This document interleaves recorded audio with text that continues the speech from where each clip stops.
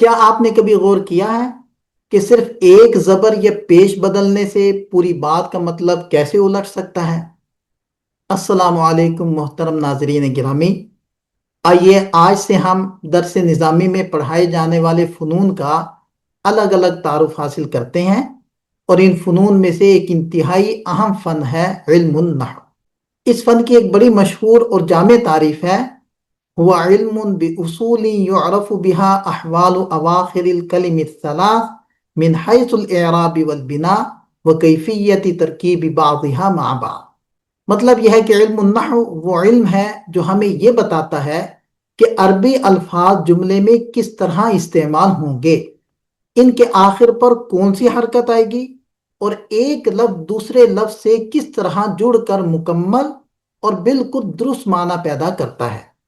یہی علم فاعل اور مفعول کی پہچان کرواتا ہے، اعراب کی تبدیلی سے معنی کا فرق واضح کرتا ہے، اور قرآن و حدیث کے صحیح مفہوم تک رسائی کی بنیادی کلید فراہم کرتا ہے۔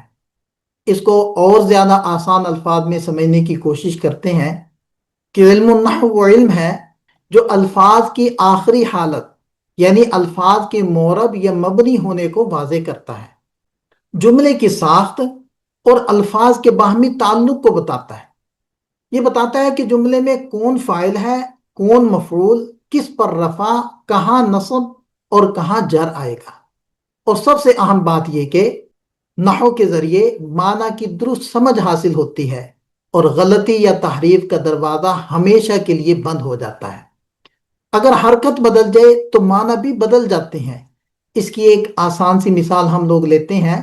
ایک جملہ ہے اکرم زید عمرا، اس کا معنی ہے زید نے عمر کا اکرام کیا، اور اگر اسے اکرم زیدن عمر پڑھا جائے تو معنی ہوگا عمر نے زید کا اکرام کیا۔ آپ نے دیکھا، صرف حرکت بدلی، پورا مفہوم بدل گیا۔ بس یہی علم النحو کی ضرورت ہے۔ تو جناب، ساری گفتگو کا خلاصہ یہ ہے کہ علم النحو عربی زبان کا وہ علم ہے جو الفاظ کی صحیح شکل، صحیح جگہ اور درست تعلق سکھاتا ہے تاکہ جملہ صحیح بنے اور معنی واضح اور محفوظ رہ سکے۔ یاد رکھیے گا، قرآن و حدیث کی درست تفہیم اسی علم کی مرہون منت ہے۔ مجھے امید ہے کہ آج کی یہ گفتگو آپ حضرات کے ذہن میں اتر چکی ہوگی۔ ملتے ہیں ایک نئی ویڈیو کے ساتھ۔ والسلام ورحمۃ اللہ۔